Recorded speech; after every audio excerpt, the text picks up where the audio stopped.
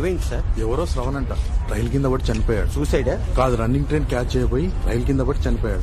తునక అయిపోయాడు. మొన్నే చెన్నైలో జాబ్ వచ్చిందంట. జైన్ కావడానికి వెళ్తుంటే ఇలా జరిగింది. ఏం లాభం, ఇంత కష్టపడి చదివి ఉద్యోగం సంపాదించుకున్నా.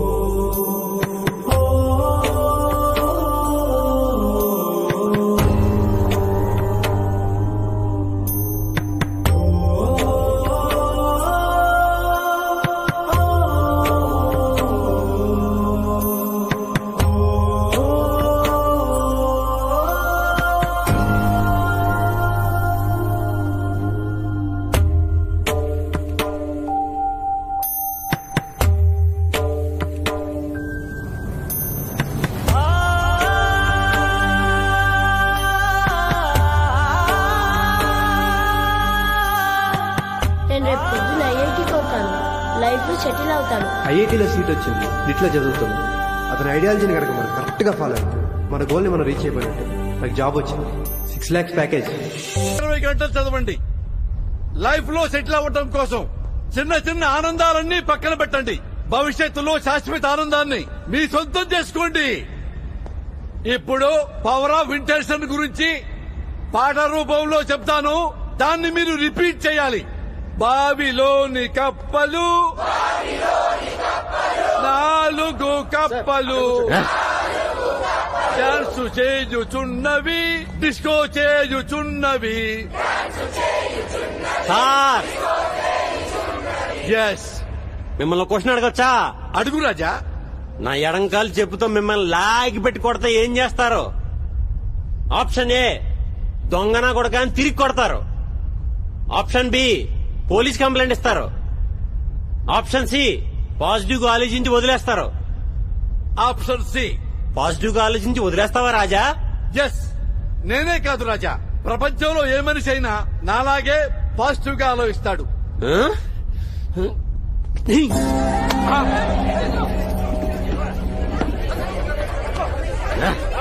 రాజా, నా మాటని వెళ్ళిపో. ఏంద్రా నువ్వు చెప్తే వినేది? రేపు ఫోకస్ నా కొడక, నువ్వు చెప్పేది ఫాలో అయ్యే కదరా జనాలు సంకనానికి పోతున్నారు. నీలాంటి వాళ్ళందరూ కలిసి సెటిల్మెంట్ అని తప్పడం వల్లే కదరా వాడు ఒక్క క్షణం కూడా ఆనందంగా గడపకుండా చచ్చిపోయాడు. చిన్న చిన్న ఆనందాలన్నీ కూడా పోగొట్టుకున్నాడు రా. ఎప్పుడు చేస్తావో తెలియని బొంగులో లైఫ్ లో ఏంట్రా మీ సోదంతా? You psycho bugger. ఏ సెక్యూరిటీ, ఈ పిచ్చోడి లాక్కెళ్ళండి, చేతులు వెరక్కొట్టండి. నువ్వే పిచ్చోడురా, పిచ్చోడు జనాలు ఎందుకు చేస్తున్నావు? దమ్ముంటే నువ్వు చెప్పేయని ఫాలో అయ్యి చూపించరా, సిన్సియర్ గా ఫాలో అయ్యి చూపించు.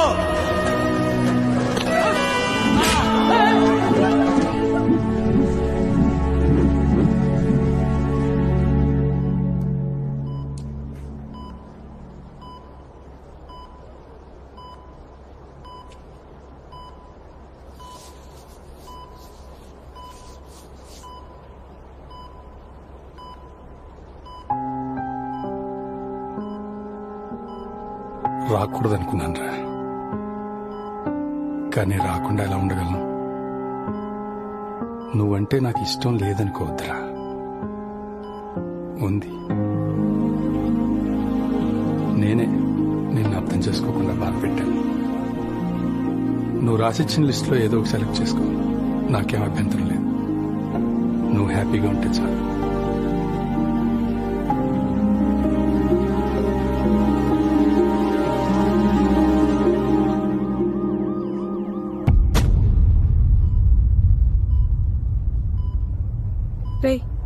ఇడ్లీ తింటావు నాన్న? నాన్న ఎక్కడమ్మా? రాలేదమ్మా. టౌన్ హాల్ ఏదో మీటింగ్ ఉందని వెళ్ళినాడు, వచ్చేస్తా ఉంటాడు. నీకు ఇట్లా అయినాక ఎందుకు రాకుండా ఉంటాడు చెప్పు? ఫోన్ చేసి కనుక్కుంటా ఉండు.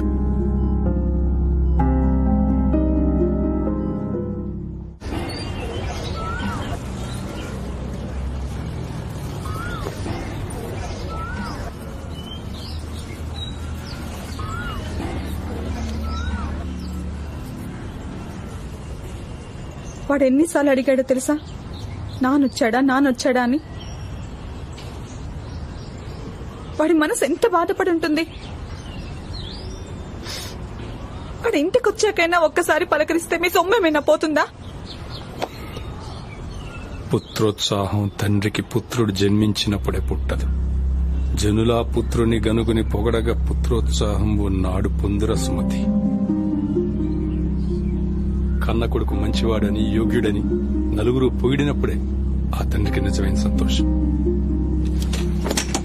మరి వీణ్ణి ఎప్పుడైనా ఎవరైనా ఒక నలుగురు మెచ్చుకోగా చూసావా? ఏడు వీడు ఏమండి? ఏడి. ఏమండి? రేయ్, లేరా. అయ్యో, ఛీ, ఛీ. ఎప్పుడు నలుగురు నాలుగు తిట్లు తిట్టడమే గాని ఎప్పుడైనా ఒక్కరి వీడిని పొగట్టం చూసావా? అలాంటిది వీడి కోసం నేను హాస్పిటల్కి రాలేదంట, ఈయన గారిని పలకరించలేదంట. దేవి ప్రసాద్ అంటే గ్రేట్ మాస్టర్. 4 సార్లు బెస్ట్ టీచర్ అవార్డు తీసుకున్నవాడిని. పోయెట్ ని ఇంటలెక్చువల్. సొసైటీలో నాకంటూ ఒక ఇమేజ్ ఉంది. కానీ వీడి వల్ల నా పరువు ప్రతిష్టలకు భంగం కలుగుతుంది. విద్యా విహీన పశువు అని 10 మందికి పాఠాలు చెప్పే టీచర్ నేను. అటువంటిది నా ఇంట్లోంచి ఒక పశువు బయటకు వస్తున్నాడంటే నాకెంత లోకువా. తర్వాత మాట్లాడుకుందామండి. వాడిని బోన్ చేయనివ్వండి. ఓ చెయ్యి, తింటున్నాడుగా.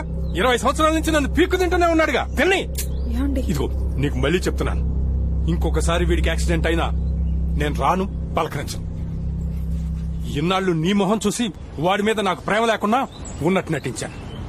ఆ రోజు వాడి బర్త్డే నువ్వు బతిలాడితే ఎగ్జామ్స్ ఫెయిల్ అయ్యాడని తెలిసినా నీ గురించి కేక్ తీసుకొచ్చి సెలబ్రేట్ చేశాను.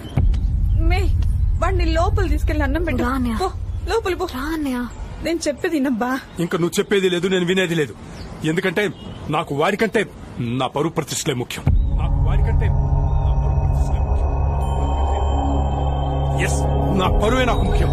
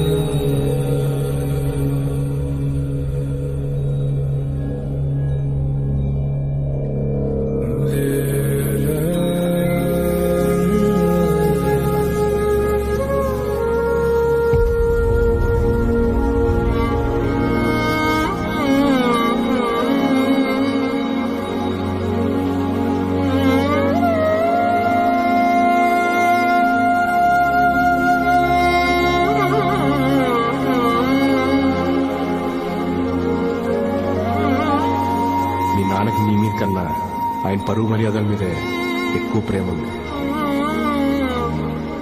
ఫలానా దేవి ప్రసాద్ కొడుకు బట్టల షాప్ లో పనిచేస్తున్నాడంటే మీ నాన్నకి సిగ్గుగా ఉంటుంది. సో దీనికి ఒక్కటే మార్గం, నువ్వు ఇంట్లోంచి బయటకు వచ్చావు.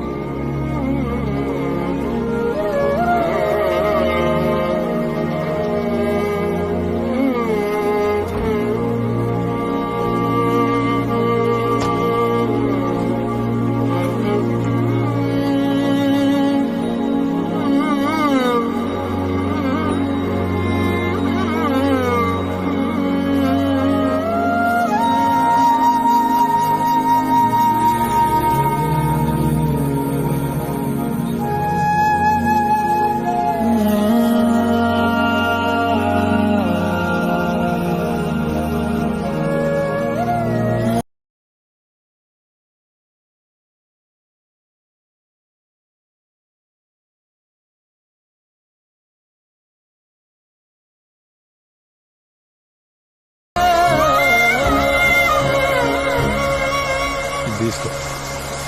వర్షం వస్తుందని తిరిగి వస్తావేమో. తుఫాన్ వచ్చినా పిడుగులు పడ్డా పాస్ అయ్యే వరకు తిరిగి రాకు.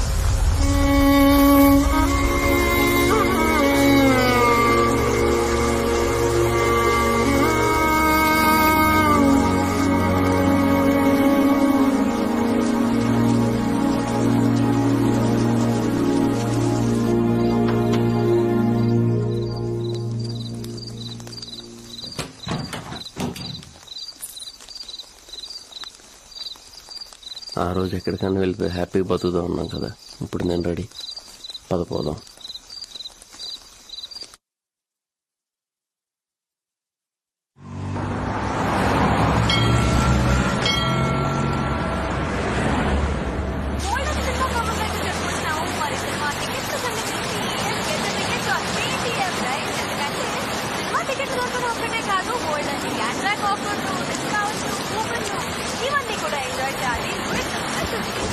గాడి ఖరాబ్ అయింది. బండిలో పెద్ద ఆయన ఉన్నాడు. రైల్వే స్టేషన్ దాకా దింపాలి. లేట్ అయింది భయ్యా, ఇద్దరు వస్తుంది కుదరదు. ఒక పెద్ద ఆయన ట్రైన్ మిస్ అయిపోతుంది. డబ్బులు ఎంత కావాలని ఇస్తాడు భయ్య. డబ్బులు మ్యాటర్ కాదు కానీ సర్లే రమ్మను. థ్యాంక్స్ భయ్య.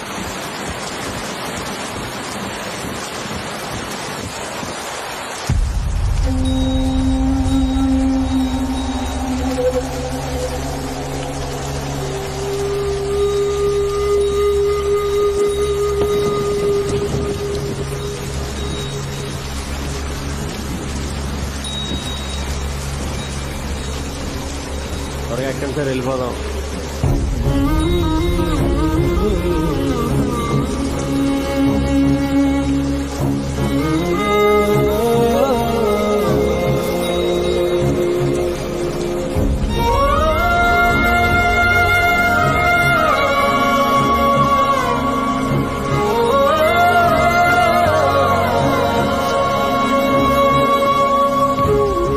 నానా ఆగండి నానా. నానా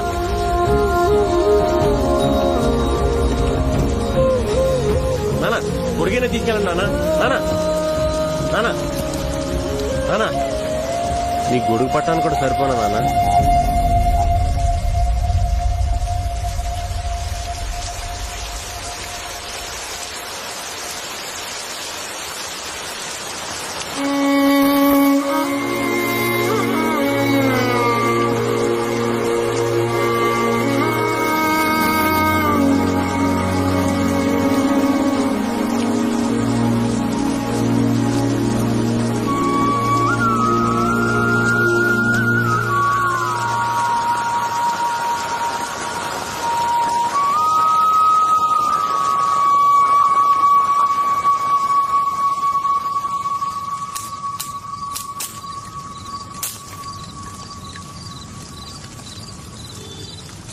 సాఫ్ట్వేర్ ఇంజనీరు, డాక్టరు, మీలాగా లెక్చరరు అయ్యి అంత తెలివితేటలు నాకులే.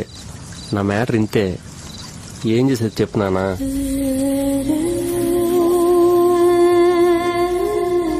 మిమ్మల్ని ఎవరైనా మీ పిల్లోడు ఎందుకు క్యాబ్ తోలుకుంటున్నాడు అని అడిగితే మా పిల్లోడు చదువు అవ్వలేదు మరి ఏదో చేసుకోవాలిగా అని చెప్పండి నాన్న.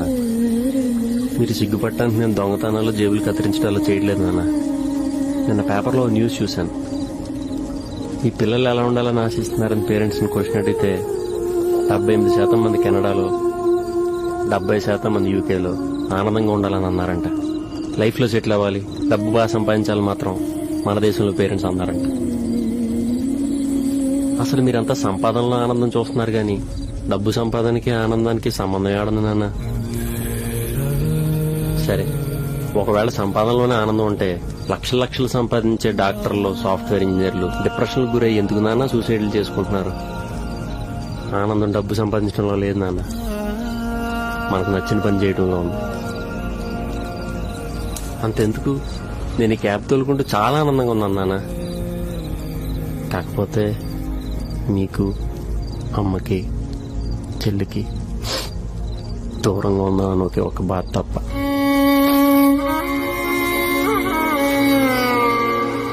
ఇక సెటిల్మెంట్ గురించి అంటారా? లైఫ్లో ఎప్పుడు ఏం జరుగుతుందో ఎవరికీ తెలియదు నాన్న. మెకానిక్ షెడ్లో పనిచేసే వాళ్ళు కాంట్రాక్టర్లు అయిన వాళ్ళు ఉన్నారు. ఆటోలు తోలుకునే వాళ్ళు నలుగురికి పనిచ్చే స్టేజ్కి ఎదిగిన వాళ్ళు ఉన్నారు. ఏమో రేపు నేను ఈ ట్యాక్సీకి ఓనర్ని అవుతానేమో, నలుగురికి పనిచ్చే స్టేజ్కి ఎదుగుతానేమో. ఎవరికి తెలుసు నాన్న జీవితం ఎప్పుడు ఎవరిని ఎలా మారుస్తుందో. రండి నాన్న, ఇంటికి వెళ్దాం. కారెక్కండి.